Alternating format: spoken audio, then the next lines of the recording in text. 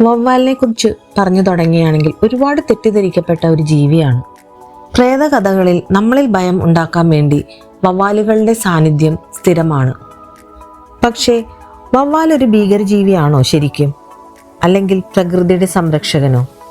ഒരു വശത്ത് മാരക രോഗങ്ങൾക്ക് കാരണമാകുന്ന ജീവി, മറുവശത്ത് ആയിരക്കണക്കിന് കീടങ്ങളെ നശിപ്പിക്കുന്ന രക്ഷകൻ. നമുക്ക് സത്യം എന്താണെന്ന് ഈ വീഡിയോയിലൂടെ പരിശോധിക്കാം. ലോകത്തിന്റെ വിവിധ ഭാഗങ്ങളിൽ വവ്വാലിനെ എങ്ങനെ കാണുന്നു? വവ്വാലിന് കാഴ്ചശക്തി ഉണ്ടോ? ഒരു മണിക്കൂറിൽ എത്ര കൊതുകിനെ ഭക്ഷിക്കും? രക്തം കുടിച്ചു നടക്കുന്ന വവ്വാലുകൾ ഏതാണ്? ആധുനിക വൈദ്യശാസ്ത്രത്തിൽ വവ്വാല് എങ്ങനെ ഉപകാരപ്പെടാൻ പോകുന്നു? വവ്വാലുകളുടെ പ്രധാന ഭക്ഷണം എന്താണ്? ജനന നിയന്ത്രണം എങ്ങനെ നടപ്പിലാക്കുന്നു? ഇങ്ങനെ വവ്വാലിനെ കുറിച്ചുള്ള നമുക്കറിയാത്ത അറിവുകൾ ഈ വീഡിയോയിൽ ഉള്ളത്. പുതിയതായി ഈ ചാനൽ കാണുന്നവരാണെങ്കിൽ സബ്സ്ക്രൈബ് ചെയ്തും ഷെയർ ചെയ്തും സഹകരിക്കണമെന്ന് അഭ്യർത്ഥിക്കുന്നു. വവ്വാലുകൾ മരത്തിൽ തൂങ്ങിക്കിടക്കുന്നതിന് കാരണമുണ്ട്. വവ്വാലിന്റെ ചിറകിന്റെ ഘടനയും കാല് ദുർബലമായത് കാരണം താഴെ നിന്ന് മുകളിലേക്ക് പറക്കുവാൻ സാധിക്കില്ല. അതുപോലെ ഇവ തൂങ്ങിക്കിടക്കുമ്പോൾ ഒട്ടും ഊർജം ചിലവാക്കുന്നില്ല. കാരണം കാലിലെ ഞരമ്പുകൾ തനിയെ ലോക്കാകുന്നു. ഇങ്ങനെ ലോക്കായാൽ ഉറങ്ങിപ്പോയാലും മരിച്ചാൽ പോലും പിടിവിടില്ല. തല കീഴായി തൂങ്ങിക്കിടക്കുന്നത് കൊണ്ട് വളരെ പെട്ടെന്ന് പറന്നുയരാൻ സാധിക്കുന്നു. നമ്മളെല്ലാം തെറ്റിദ്ധരിച്ചു വെച്ചിരിക്കുന്ന കാര്യമാണ് വവ്വാലുകൾക്ക് കാഴ്ച കാണില്ല, അതുകൊണ്ടാണ് അവ എക്കോ ലൊക്കേഷൻ ഉപയോഗിക്കുന്നത്. എന്നാൽ വവ്വാലുകൾക്ക് നല്ല കാഴ്ചശക്തിയുണ്ട്. രാത്രിയിൽ മനുഷ്യനേക്കാൾ കൂടുതൽ വ്യക്തമായി കാണാൻ കഴിയും. വലിയ വവ്വാലുകളായ fruit bat, flying fox bat പൂർണ്ണമായി കണ്ണിന്റെ കാഴ്ചശക്തി ഉപയോഗിച്ചാണ് പറക്കുന്നത്. അപ്പോൾ പിന്നെ ഏത് വവ്വാലാണ് എക്കോ ലൊക്കേഷൻ ഉപയോഗിക്കുന്നത്?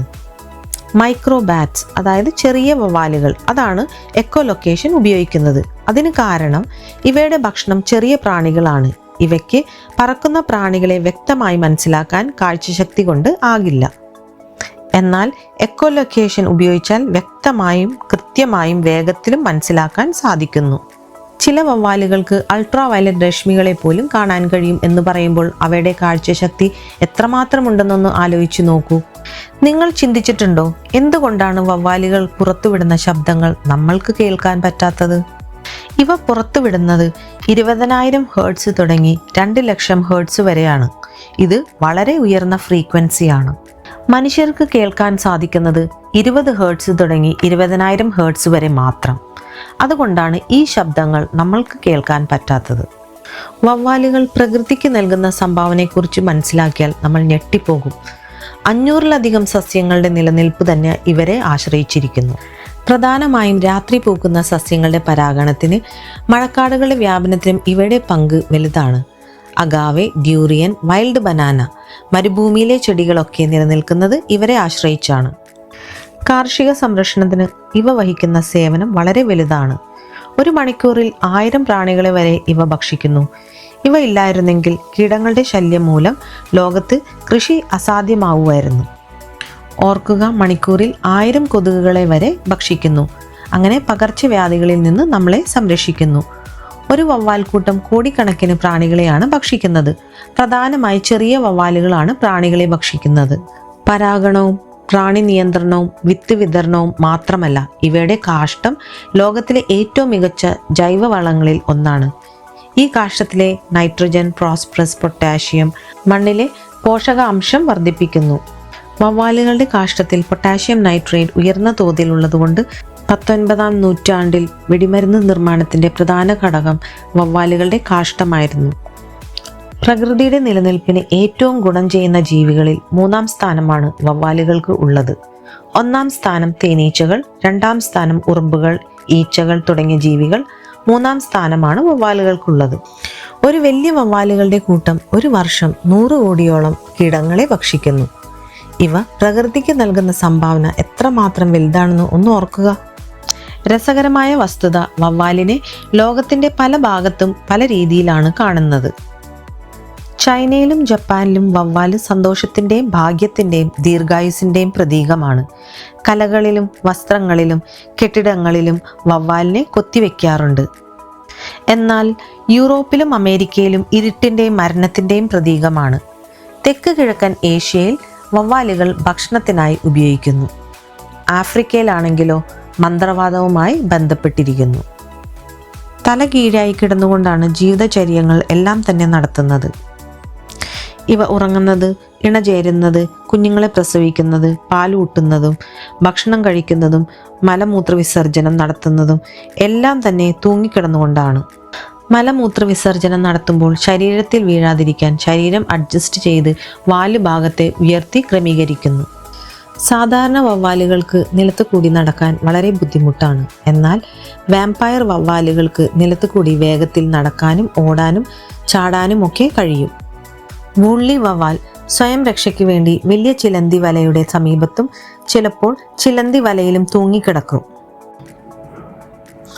ഇങ്ങനെ ചിലന്തി വലയിലെ ഭക്ഷണവും ശത്രുക്കളിൽ നിന്ന് സംരക്ഷണവും ലഭിക്കുന്നു.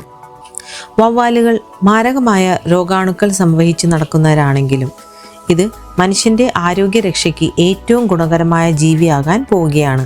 അതിൻ്റെ പഠനങ്ങൾ അതിവേഗം മുന്നോട്ടു പോകുന്നു. എങ്ങനെയെന്ന് പരിശോധിക്കാം. വാമ്പയർ വവ്വാൽ ആണ് രക്തം കുടിച്ച് ജീവിക്കുന്നത്.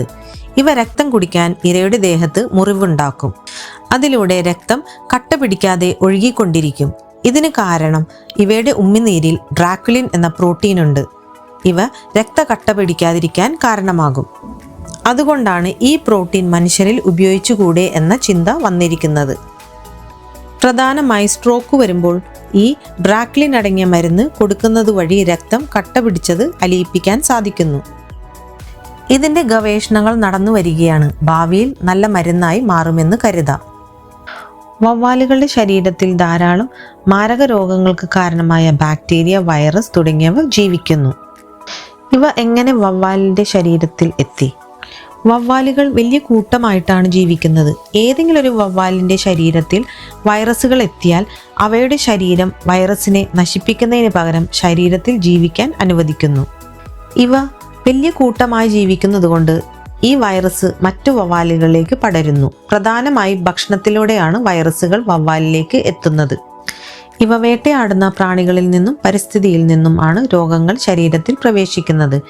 പേവിഷബാധ, നിപ്പ വൈറസ്, എബോള തുടങ്ങിയ വിവിധ മാരക രോഗങ്ങൾ വവ്വാലുകൾ വഴി മനുഷ്യന് ഉണ്ടാകുന്നു. വവ്വാലുകൾ കടിച്ച പഴങ്ങളും ഒഴിവാക്കിയും പഴങ്ങളും പച്ചക്കറികളും നന്നായി കഴുകി ഉപയോഗിച്ചും വവ്വാലുകളുടെ വിസർജനങ്ങൾ വെള്ളത്തിൽ വീഴാതെ മറച്ചുവെച്ചും രോഗങ്ങളെ ഒഴിവാക്കാം. വവ്വാലുകൾ പഴങ്ങളും പ്രാണികളും മാത്രമല്ല മീനെയും പിടിക്കും എന്ന് പറഞ്ഞാൽ നിങ്ങൾ വിശ്വസിക്കുമോ? Greater bulldog bat, long fingered bat ഇവരാണ് മീനെ പിടിച്ച് ജീവിക്കുന്ന വവ്വാലുകൾ. മറ്റൊരു വ്യത്യസ്തമായ വവ്വാലാണ് ഹോണ്ടുറാൻ വൈറ്റ് ബാറ്റ്. ഇവയുടെ ശരീരം പഞ്ഞി പോലെ വെളുത്ത രോമങ്ങളാണ്. ഇവ ഇലകൾ ഉപയോഗിച്ച് വീടുണ്ടാക്കി അതിൽ താമസിക്കുന്നു. വവ്വാലുകളിൽ വെച്ച് ഏറ്റവും ചെറുത് ബംബിൾ ബീ ബാറ്റാണ്. വലിപ്പം 4 സെന്റിമീറ്റർ വരെ മാത്രം. തൂക്കം 2 ഗ്രാമിൽ താഴെ. ലോകത്തിലെ ഏറ്റവും വലിയ വവ്വാല് ഫ്ലൈയിങ് ഫോക്സ് ബാറ്റാണ്. ചിറക് വിടർത്തി വെച്ചാൽ 6 അടി വരെ നീളമുണ്ടാവും. 1.5 കിലോ വരെ ഭാരവും ഉണ്ടാകും. 70% വവ്വാലുകളും ഭക്ഷിക്കുന്നത് കീടങ്ങളെയാണ്. പഴങ്ങളൊക്കെ ഭക്ഷിക്കുന്നത് 20%.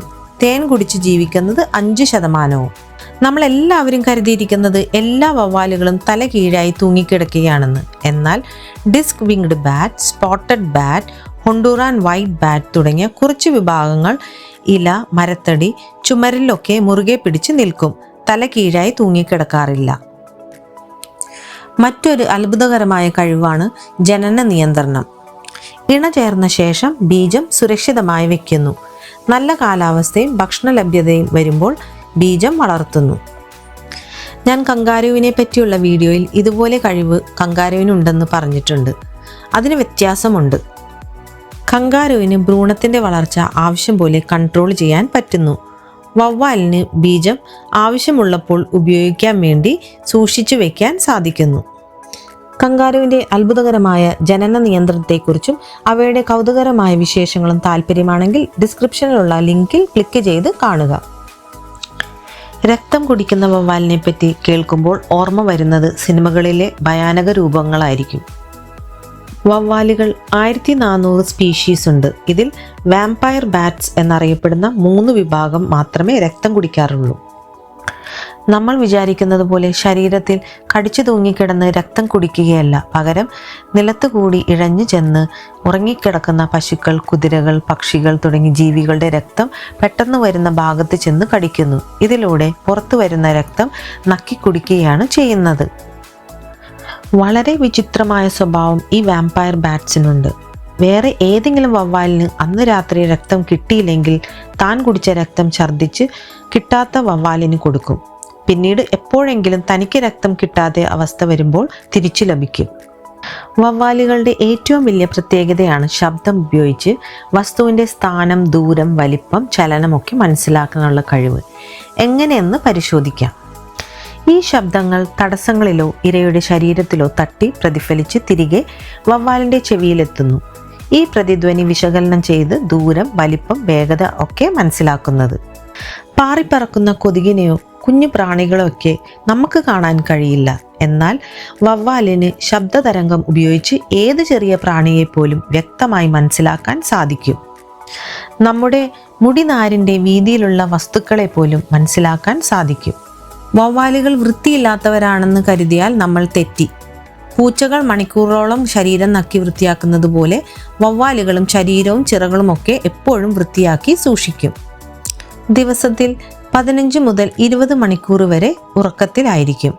വലിയ വവ്വാലുകളായ ഫ്ലൈയിങ് ഫോക്സ് ഭക്ഷണത്തിനായി 100 കിലോമീറ്റർ വരെ പറന്ന് തിരിച്ചെത്താറുണ്ട്. സാധാരണ വവ്വാലുകൾ 20 കിലോമീറ്റർ വരെയാണ് ഭക്ഷണം തേടി പോകാറ്. വവ്വാലുകൾക്ക് സൂപ്പർ ഹൃദയമാണ് ഉള്ളത്. പറക്കുമ്പോൾ 1 മിനിറ്റിൽ 1000 തവണ വരെ ഇടിക്കും. വിശ്രമിക്കുമ്പോൾ 400 തവണ വരെയും. ശീതകാലത്ത് ഹൈബർനേഷൻ ആകുമ്പോൾ അത് ചുരുക്കി 20 തവണ വരെ ആകും. ഈ കഴിവാണ് മാസങ്ങളോളം ഭക്ഷണമില്ലാതെ ജീവൻ നിലനിർത്തുവാൻ സഹായിക്കുന്നത്. മനുഷ്യരായി താരതമ്യം ചെയ്യുമ്പോൾ സാധാരണ ഹൃദയമിടിപ്പ് നമുക്ക് 60നും 100നും ഇടയിലാണ്. എത്ര കഠിന വ്യായാമം ചെയ്താലും 200ൽ കൂടില്ല.